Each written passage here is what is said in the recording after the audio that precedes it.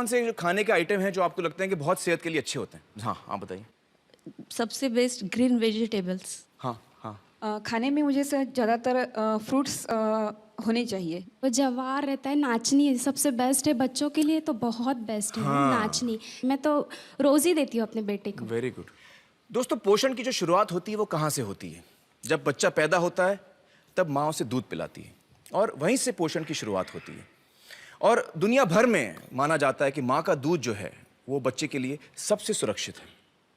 हमारे साथ इस वक्त हैं डॉक्टर रश्मि सांघी, जो IIT कानपुर में रिसर्च साइंटिस्ट हैं और जिन्होंने माँ के दूध को लेकर एक बहुत अहम रिसर्च की है। रश्मि जी, मुझे बताइए कि माँ के दूध को लेकर आपकी रिसर्च, आपकी टेस्टिंग में क्या सामने आया? मैं शायद उस टाइम नई नई माँ बनी थी। शायद मेरा वजह ये थी कि मैं उसको स्टडी को लेकर बहुत ज़्यादा बहुत ज़्यादा चिंतित थी। तो उसमें हमने कुछ माँओं को कन्विंस किया, उनका हमने सैंपल लिया, उसकी हमने टेस्टिंग की। एंड जितना मैंने सोचा था, मैं बिल्कुल शॉक्ड। एक एंडोसल्फान और क्लोरोपाइरीफॉस, इस तरह के कुछ पेस्टिसाइड्स हैं जी। तो एंडोसल्फान करीब 800% ज़्यादा मिला उस माँ के दूध में। 800%? जी। और करीब 400% क्लोरोपाइरीफॉस, जो मतलब जो अलाउड लिमिट है, ADI आपका अलाउड, उससे 400% ज्यादा, और दूसरा 800% ज्यादा। तो ये तो बहुत शॉकिंग बात है। बहुत शॉकिंग है। तो ये मतलब बच्चा पी रहा है, जो माँ का दूध, ये माँ के दूध से बच्चे को जा रहा है। और ये माँ के दूध में इसलिए आ रहा है क्योंकि माँ जो है, जो सब्जियां फल खा रही हैं, उससे उसको, जी हाँ, उसमें पेस्टिसाइड है। जी हाँ। तो ये IIT कानपुर में आपने ये रिसर्च किया? जी हाँ। दोस्तों, ये बहुत ही ताज्जुब की बात है कि माँ के दूध में भी पेस्टिसाइड्स यानी कीटनाशक हैं। दोस्तों, पेस्टिसाइड एक अंग्रेजी शब्द है और आम जबान में अगर मुझे इसको समझाना पड़े तो वो ये है कि पेस्ट यानी कीड़े और पेस्टिसाइड यानी कीड़े मारने की दवा।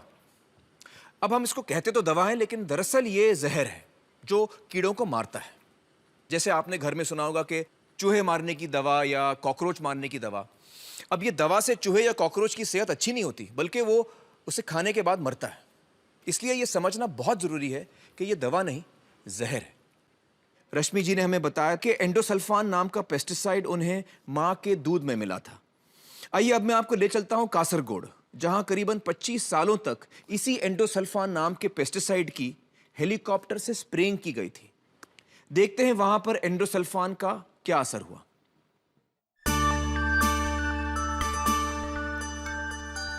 केरल को ईश्वर की धरती कहा जाता है। कुदरत ने इसे बेतहाशा खूबसूरती बख्शी है।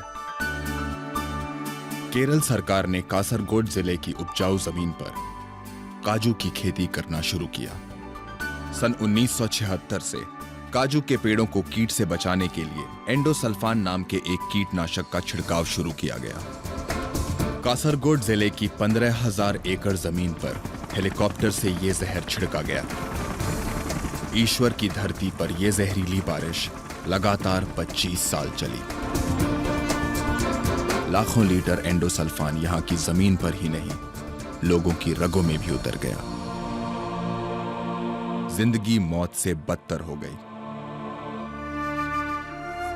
5,000 से ज्यादा लोग इस जहर से तबाह हुए।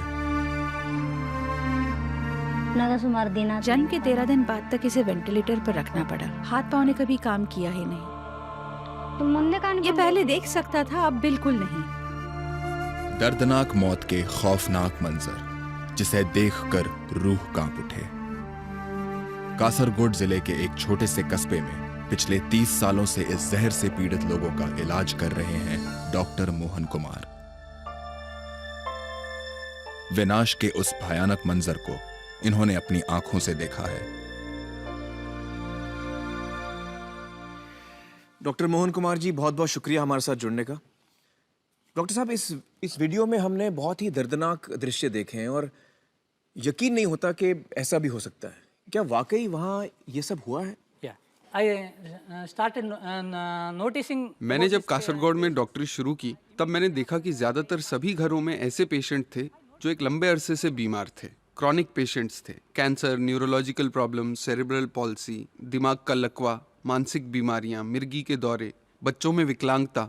एक दूसरी चीज, महिलाओं में मिसकैरेजेस यानी गर्भपात। ऐसा भी हुआ है कि एक ही महिला का 10 बार गर्भपात हो गया। 10 बार? कुछ तो यकीनन वहां पर गलत हो रहा था। इतनी बड़ी तादाद में इतने सारे बीमार लोग, और वो भी इतने छोटे से इलाके में। ये सभी मरीज दो छोटी छोटी नदियों के किनारे पे बसे हुए थे, जहाँ पॉल्यूशन का नामो निशान नहीं था, कोई फैक्ट्री नहीं थी, किसी किस्म का प्रदूषण नहीं था। फिर इतनी बीमारियां क्यों आईं, समझ में नहीं आ रहा था। तब मुझे अंदाजा ही नहीं था कि इस सब के पीछे एंडोसल्फान है। दोस्तों हमारे साथ यहाँ पर डॉक्टर श्री गोपाल काबरा भी मौजूद हैं।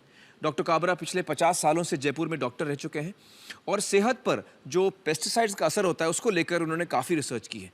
डॉक्टर काबरा बताइए, आपकी रिसर्च में क्या सामने आया? जयपुर के अंदर जितने भी महिला चिकित्सालय हैं उनके अंदर हमने स्टडी करी कि बच्चा जब जन्मता है तो जन्म के समय उनके अंदर कुछ विकृतियां होती हैं, जिसमें कि मस्तिष्क विहीनता, माने बच्चा जन्मा और उसके दिमाग ही नहीं डेवलप हुआ, पूरे ऊपर से खोपड़ी खुली रहती है, दिमाग बना हुआ नहीं रहता है। इसका पेस्टिसाइड के साथ क्या संबंध है? हमें मालूम है कि ये फोलिक एसिड एक विटामिन होता है, तो फोलिक एसिड की कमी के कारण से ये होता है। अच्छा, अब सवाल ये था कि इन महिलाओं के अंदर कमी क्यों हो रही है? तो कुछ कीटनाशक होते हैं जो फोलिक एसिड रोधक हैं, फोलिक एसिड को खत्म करते हैं, और ये पेस्टिसाइड्स हमारे एनवायरनमेंट में से उन महिलाओं को मिल रहे थे। जैसे राजस्थान के अंदर उस टाइम हमने जब स्टडी करी थी तो हमने देखा था कि एक साल के अंदर कम से कम भी 5000 ऐसे बिना दिमाग वाले मस्तिष्क विहीन बच्चे पैदा होते हैं खाली राजस्थान के अंदर। आप कुछ तस्वीरें भी लाए हैं जो हम दर्शकों को दिखाना चाहेंगे। ये तस्वीर है, ये देखिए मस्तिष्क विहीन बच्चा है जिसका दिमाग बिल्कुल नहीं बना है, दिमाग बाहर निकला हुआ है। दूसरी जो तस्वीर जिसको कि मेनिंगोमाइलोसिल कहते हैं, इसके अंदर नीचे का जो भाग है वो खुला हुआ है, रीढ़ की हड्डी का भाग खुला हुआ है, और इस बच्चे का नीचे का भाग पूरा का पूरा पैरालाइज्ड है, लकवाग्रस्त है पूरा का पूरा।